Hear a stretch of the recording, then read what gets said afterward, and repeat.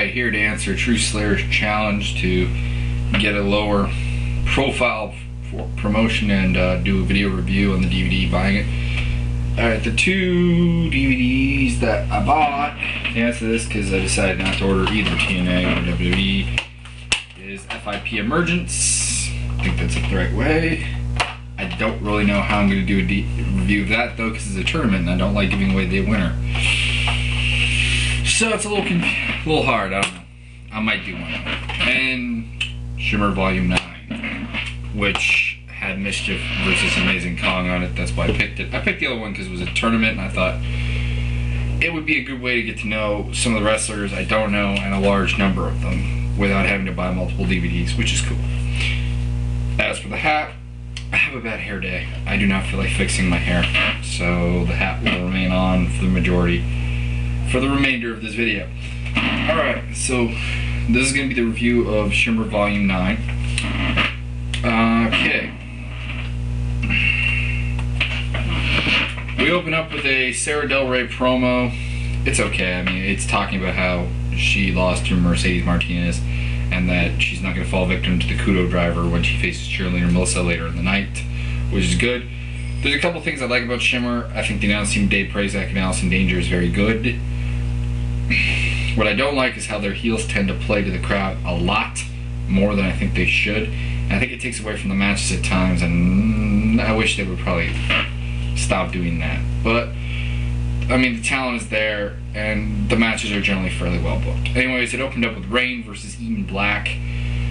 Okay, the problem I had with this match was when they let Rain control it and they made it into a grappling match, it wasn't that good. Eden Black seemed to, even though she is a good grappler, and I've seen matches where she is really a good grappler, she seemed to have a hard time with Rain for some reason and making it competitive. When they let Eden Black control it and they turned it into more of a striking, high-impact match, it was really good, and it was probably like maybe even around a 3-star match at that time, but it was severely dragged down by the fact that they let Rain control it a little bit more. There was a nice moment where Eden Black dived on top of Rain to the floor onto the like basketball court type thing they had. Overall, I mean, it was a good match. It was an okay opener. It wasn't that great. The thing I have about it is it could have been a lot better, is perhaps more my problem with it. I gave it 2.5 stars, though. It was still good. Then we went to a Cheerleader Melissa promo, which I'll admit wasn't that good, which is surprising because Cheerleader Melissa usually has some pretty decent ones. But anyways, then we went to Thatcher versus Ariel. This match really played off the crowd very, very well. You had a group of really hardcore supporters of Thatcher in the one side of the ring, and around the ring you had more of a general consensus in favor of Ariel, and that worked very, very nice. It gave a nice feel. Ariel gave a lot of good stiff shots and a lot of good power moves, and it's really good. There was like, I think the spot of the match was probably where Thatcher though hit this like gigantic bulldog, which was pretty good. In the end, a 2 3/4 star match again could be better, but at the same time I think this was done well, whereas I think the Eden Black Rain match could have been a lot better had it been booked differently.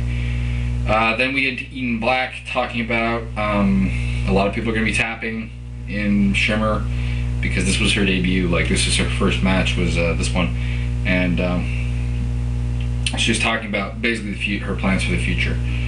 Next we had The Experience versus Alison Danger and Sydney Rogers. Okay. The Experience does a very good job of being whiny heels, but I must say that Lexi Phi, with the size advantage she has over most girls, should probably be a little more overpowering than they let her be. But this match had a lot of good flow. There was a little too much of a build-up on Sydney Rogers turning heel. Kind of like they kept pointing at moments that made it quite obvious what she was going to do at the end of the match. And the ending was not that great because, I mean, I personally think Cindy, I'm going to give the end away a little bit here, but I think Cindy should have probably attacked Alison Danger after the match, because that would have been more in character, because it seemed like she was very interested in winning matches. Of course, The Experience are undefeated, so this would have been a huge win if they could have got it. And really, I just would have booked the ending a lot differently. This was the lowest one of the night, though. It was only a 2 1/4. There were a couple too many botches for a match that really didn't have a lot of high difficulty moves, and that kind of disappointed me. Alison Danger, and gave a promo about how she's gonna take on Cindy Rogers on Volume 10. The friend I was watching it with said she sounds like a bit of a lesbian coming off of a bad breakup. I'm like, a little bit, but you know, you gotta do what you gotta do. Yes, but next we have Perez versus Josie. The crowd was really into this one, really on the side of Josie. They weren't so much against Portia Perez, but they were very much in favor of Josie. But this was a considerably choppy match, which meant it was like stop, go, stop, go, stop, go. There were like a little bit too long of segments where the match just kind of wasn't really a match. It was a pose off and sometimes. But another thing I gotta say is that when they started chanting the anti-Canadian chants, that's not good. I really don't like when people do that. Not when it's Canadian. I don't like when Canadian fans do it to Americans too. I don't like it when European fans do it to anyone. I mean, it's just stupid, but that's just me. Josie had some very good moments in this. She had some good high impacts, some very good power moves. I liked the ending. It was a good, dirty ending. It made sense with where this whole match, this storyline was going. I gave it 2.5 stars just because it was very, very choppy. Otherwise, it probably would have been 2 3/4, maybe on the other side 3 had it been a little bit more flow to it. Then there's a promo. Becky Bayless came out and introduced Daphne. Daphne told us her plans for Shimmer and that she's going to be scouting some new talent to become a manager of, which was cool. Then we had Amber O'Neal versus Daizee Haze, and I really didn't like this. I really didn't like this match as soon as I saw this on the DVD because I don't like Amber O'Neal and I really like Daizee Haze in the ring. And I was like, I don't like Amber O'Neal in the ring, and this could kind of screw that up. And unfortunately, it did. When Amber actually wrestled, it was a good match, but she spent a lot of the time running away from the match, it seemed. And this kind of led to being very choppy. When Amber was in control, it was also kind of slow. Daizee Haze does manage to save this at moments, but I think really this would have been the worst match of the night had it not been for Daizee Haze. But 2.5 stars tops. Really not that good of a match. Up to this point, you see this has really not been a good DVD, but it gets better with the last couple. MsChif cuts a great promo. I love MsChif promos. It was great. Then we had Tiana Ringer versus Nikki Roxx. This match was solid. It didn't matter who was in control, which was the first time that night that you could have either wrestler be in control of the match, and it was still good. The crowd was into it. They were calling Tiana Ringer Smurfette and was getting to her. Dave Prazak and Alison Dangeros played off that a little bit with the announcing. Early on in this match, Tiana Ringer gave a bit of a good example of what Shimmer should do with heels playing to the crowd. She was still wrestling Nikki Roxx when she was in control, though. She would shout at the crowd instead of just breaking off to shout at the crowd, but she did break off later in the match and just shouted at the crowd, which was not good. But there was some good ring psychology also. Tiana Ringer really went after Nikki Roxx's knee, which was good.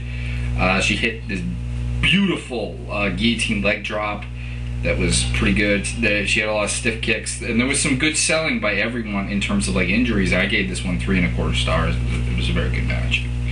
Finally started this pay-per-view. Well, this was a pay-per-view, but the DVD going on the right path. Excuse me. Awesome Kong cuts a great promo. Then we go to Lacey versus Serena D. This match had a lot of good psychology to it. It was a little choppy at times with Lacey going after the crowd and so on, which I don't like. But it seems to be a Shimmer thing. It was very good psych. It had really good flow. I personally don't like the fact that Serena D's finisher is a spear. She didn't hit it in this match for the record, but that's kind of stupid. 3-star match. That was pretty good though. I mean, it was very good. And then the match of the night, pretty much guarantee you, Amazing Kong versus MsChif. This was fast-paced, which is good, which is something TNA doesn't do with Amazing Kong. It was very stiff. MsChif did a lot of good high-impact moves. There was this sick torture rack spot where Amazing Kong basically bent MsChif in half and made her kick herself in the back of the head. That was pretty sick. She also hit a really nice missile drop kick. She hit a lot of her finishers, which was good, really. And MsChif kicked out of some, which was even better. I mean, you don't see that a lot. MsChif had her own moments too. She hit a nice double stomp with a moonsault combination. She also hit a nice dive to the outside. She had a lot of nice DDT variations. She tried to hit the Desecrator. Didn't work. I gave this 4.5 stars. It was that good. It was really that good of a match. Next we had Cheerleader Melissa, Sara Del Rey. It was a great power match, and it was a great mat wrestling match. There was psychology with Cheerleader Melissa going after the leg of Sara Del Rey going after the arm of Cheerleader Melissa. There was a lot of good submission attempts.